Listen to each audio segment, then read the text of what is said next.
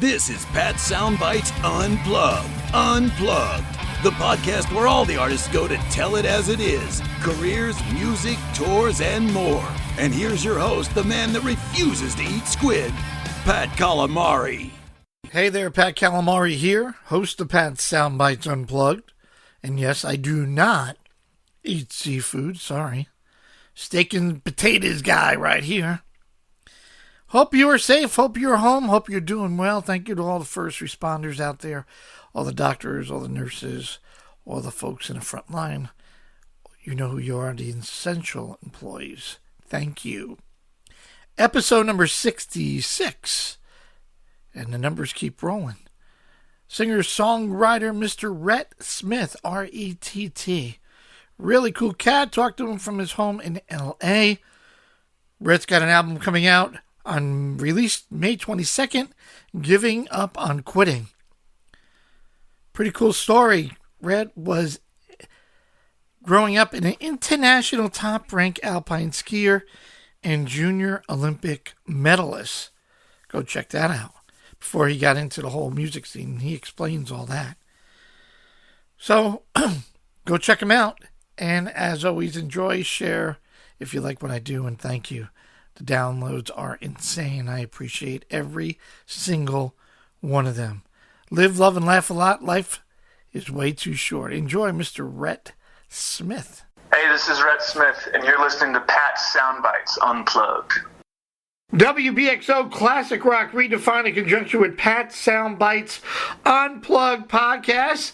A pleasure having a singer, songwriter, guitarist who's also putting out great new music, and that's what I do, keeping new music alive on the radio airways, and I'm talking Mr. Rett Smith. How are you, Rett?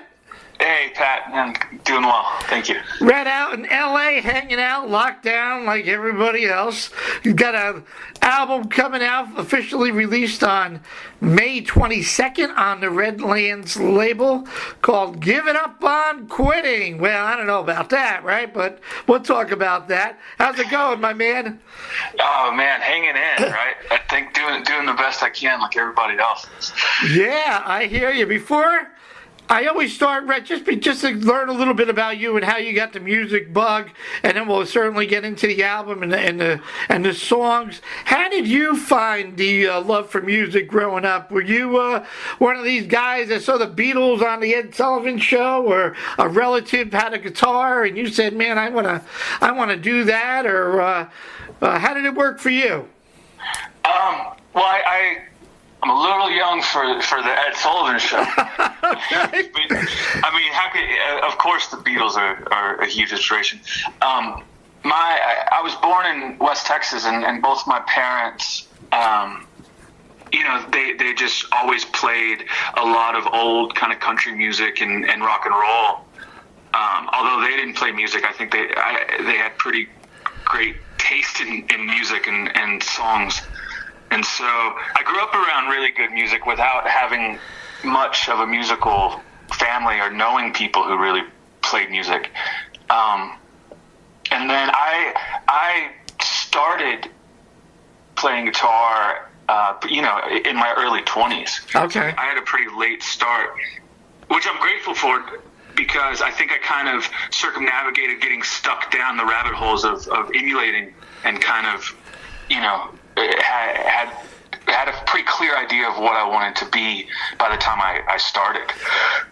Gotcha. And I do see here, and I got to ask, internationally top-ranked alpine skier growing up. How did the guy from... Now, I'm in the Northeast and we get snow. Man, I want to move to the South. How did the guy from West Texas and raised in New Mexico find the love for skiing? Did you have a bunch of friends and got you to Colorado or somewhere? Is there a lot of snow in West Texas? The town in New Mexico that I'm from, Ruidoso, is a ski town. Really? So, yeah, the town itself is at almost 8,000 feet. And so that's where it started. My parents, literally commuted back and forth to Texas for work, and we still lived in New Mexico because they love being in the mountains so much. And so that's where that came from. And as I kind of showed some promise in that, I ended up yeah, just progressing and moving. Lived in Europe for a long time, where that took me in for all my schooling, and then back to Colorado after that.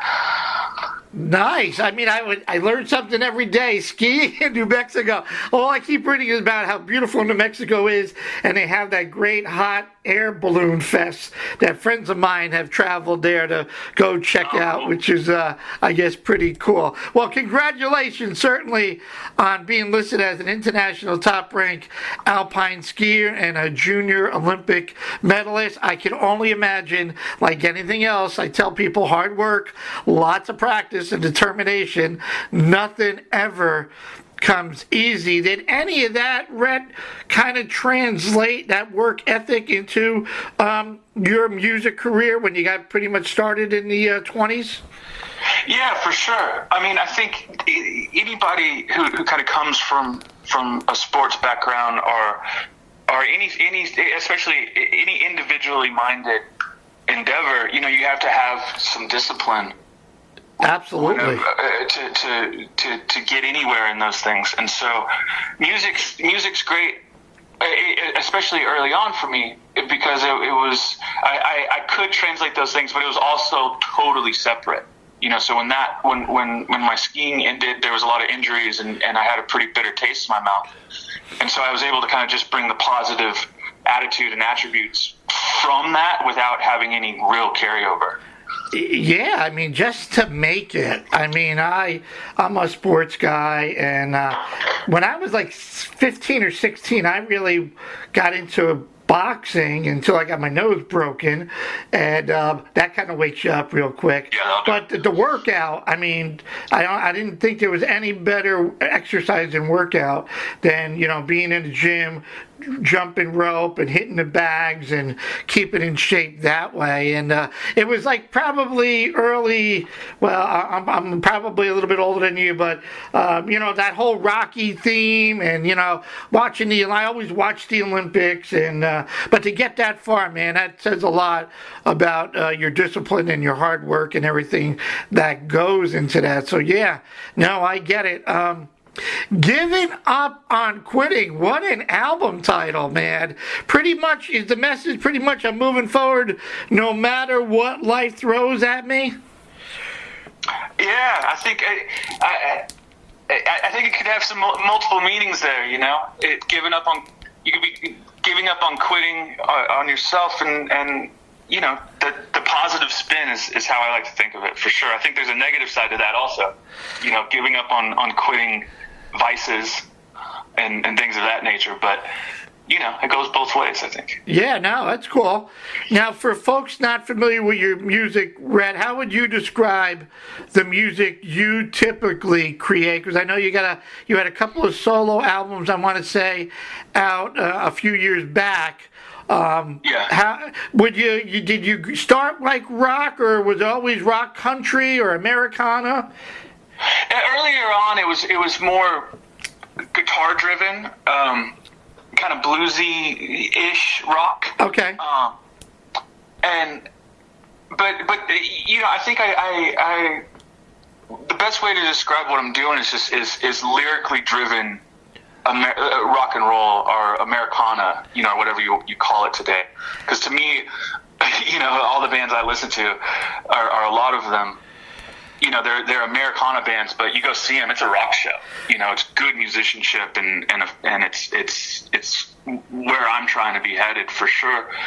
But lyrics first on this record, especially. Okay. You know, I think that words matter, and we kind of need that push more, and I feel like it is coming back to being lyrically driven music being heard more. I get you, and I totally agree with the whole genre thing. It doesn't matter, you know, me on this side of the table, and I'm a music lover of all genres. I mean, when I see Ozzy Osbourne hanging out with Post Malone, you know, all bets are off.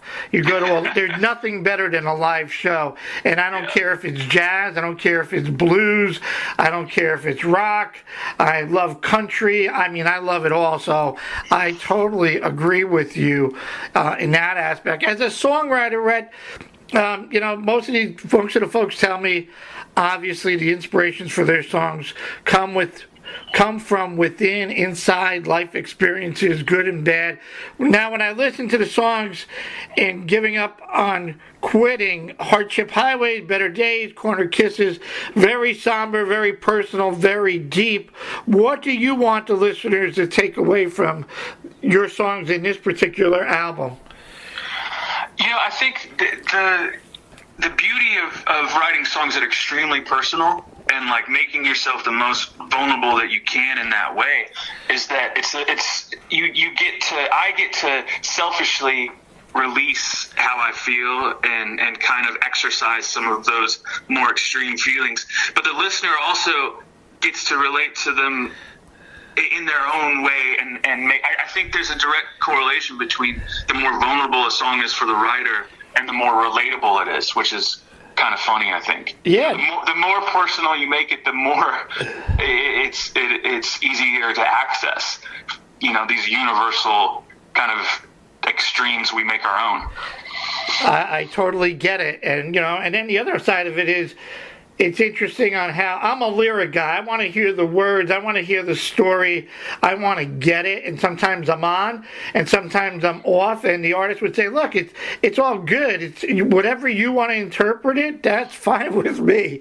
Totally. And these songs are so personal. How do you handle, Rett, as a musician, when a fan comes up to you and says a song like Better Day really helped them in life? I mean, that's pretty heavy. I'm not a musician, I'm not a songwriter, but I can imagine, is that the ultimate satisfaction when somebody comes up to you after, you put out your heart and soul and dug deep and used this form as a relief of your emotions and what you went through, and somebody says, "Dude, I get it." How do you handle that? Well, I mean, for me, that's like the ultimate goal, right? Right. Is to impact someone in the same way that it's the entire point of doing this. I wouldn't say the entire point, but it's a huge, humbling, Right, got to be no better feeling, right? Yeah, I mean, that's a gift, and that's something I think as a writer or a musician or performer, anybody, it's like you can't take that lightly. Like that's a responsibility that like you should be really grateful for. Absolutely. And I take that seriously because I feel lucky, Absolutely. I just say to myself, how do you, when you get in the car to go home and you had a few fans come up to you and they talk to you privately and go, some of these songs, dude, I get it. I really get it. And then you go home after you obviously want to wind down after performing maybe an hour and a half or whatever. And on the drive home or wherever your next stop is, you go, wow, that there's nothing, it's got to be the best of the best. That that even if it was just one person in an audience of 500 that came up to you, there's got to be no better feeling than that. Yeah, for sure. And I think, it's important to also remember that to not let things go to your head. And like I surround myself with people that are really, down to earth, and there's no greater than thou mentality going on. And so it's the ultimate, like I said, I couldn't thank somebody enough for ever being able to say that, or I have those people that make me feel that way also. Right.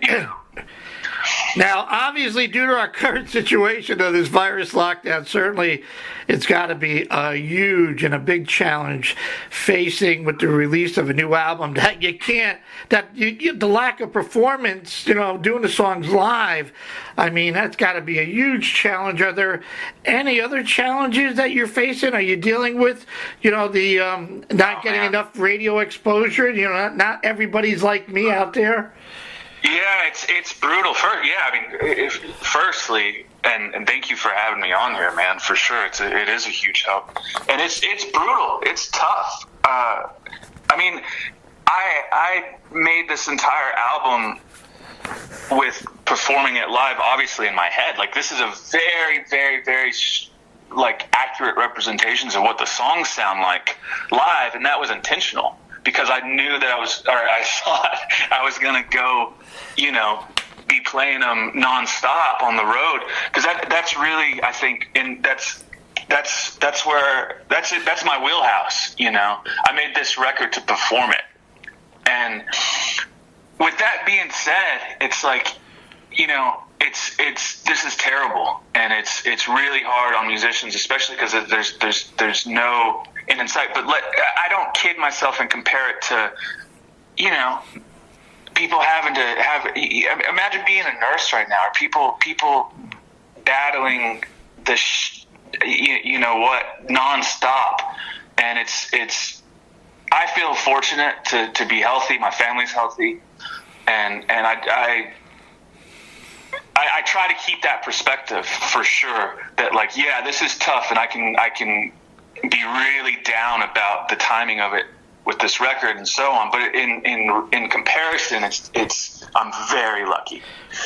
Right, and and we always seem to overcome. I come from emergency services background. I'm a past fire chief. I'm a past director of a 911 center. And after 30-something years, I had to retire. And I got many colleagues, former colleagues and friends on the front line. And you are absolutely right.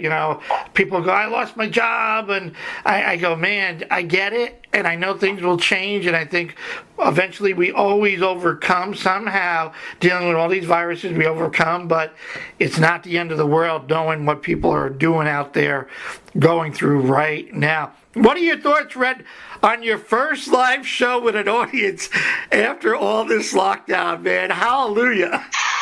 Oh my goodness. I can't even imagine again, because it's like I just want to go outside and like I don't know, that it feels far away. I'll give it that.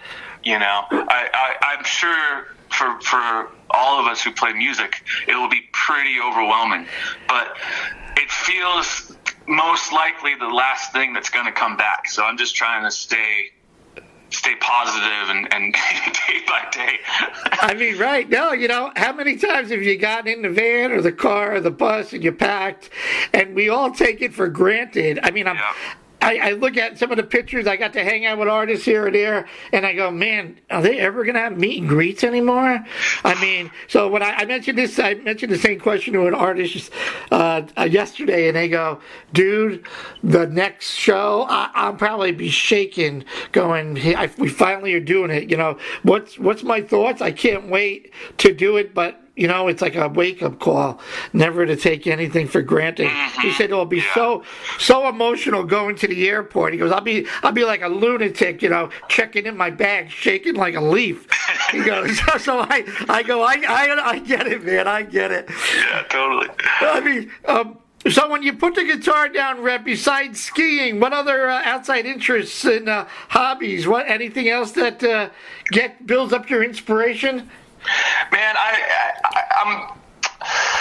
I've always been into being in the mountains and hiking and doing a lot of kind of trail running and things like that. It really clears my mind. I like I'm a sports guy, and so I like to surf. I like to be outside, pretty much doing anything.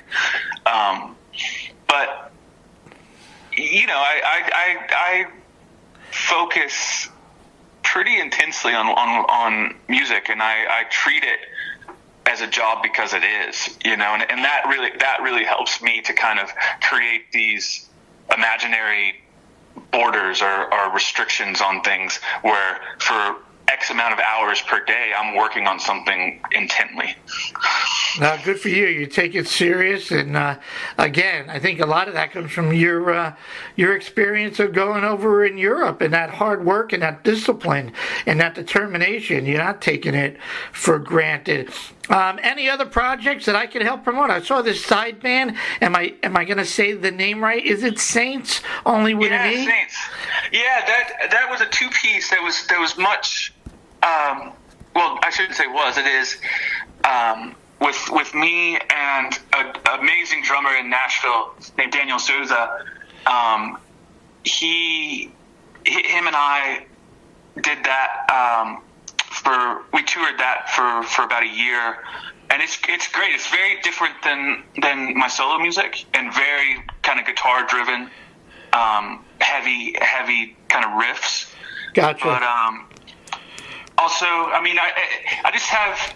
There's so much good music out that people, I hope, are getting exposed to, and I'm listening to the new Jason Isbell record a lot, which, I mean, it's not like he needs promotion, but I just love it, and I think there's so many great songwriters now. I hope to join in with them. I can't tell you. I get, honestly, you know, I always say, be careful of what you wish for, and I walked into this opportunity of keeping new music alive, and I honestly get 10 CDs a week from publishers and management, independent artists, going, you know, please tell me if you like it, play a track, let me know, hit me up on Facebook or social media. And there's so much good music. I mean, I tell my wife, you gotta mute Mike and Molly for a minute and listen to this song.